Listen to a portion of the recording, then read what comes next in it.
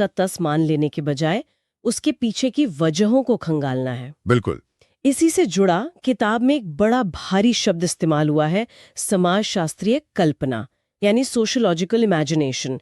सी right mills का concept सुनने में तो बहुत जटिल लगता है, पर क्या इसका मतलब सिर्फ ये है कि हम अपनी जिंदगी को एक बड़ी तस्वीर में रखकर देखें?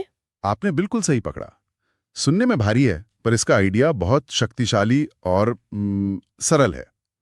मिल्स कहते हैं कि हमारी जो व्यक्तिगत परेशानियां हैं, हमारी पर्सनल ट्रबल्स, वो असल में बड़े सामाजिक मुद्दों यानी पब्लिक इश्यूज का ही एक छोटा सा हिस्सा होती हैं। एक उदाहरण से समझाएंगे? हाँ बिल्कुल। मिसाल के तौर पर, अगर एक स्टूडेंट को अच्छी नौकरी नहीं मिल रही, तो ये उसकी व्यक्तिगत परेशानी है।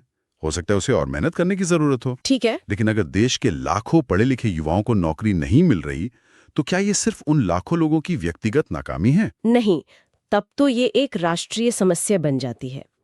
तब सवाल उठेगा कि हमारी शिक्षा व्यवस्था में क्या कमी है, या अर्थव्यवस्था में रोजगार के अवसर क्यों नहीं पैदा हो रहे हैं। एग्जैक्टली। यही है समाजशास्त्रीय कल्पना।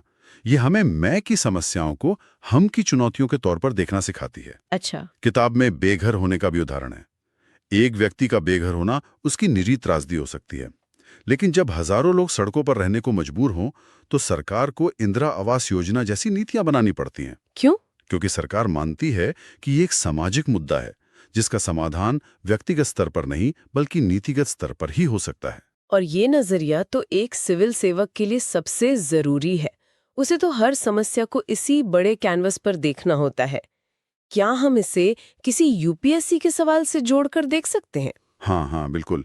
2013 के प्रीलिम्स में एक सवाल आया था जनांकीय लाभांश यानी डेमोग्राफिक डिविडेंड पर। सवाल था कि भारत इसका पूरा फायदा उठाने के लिए क्या कर सकता है।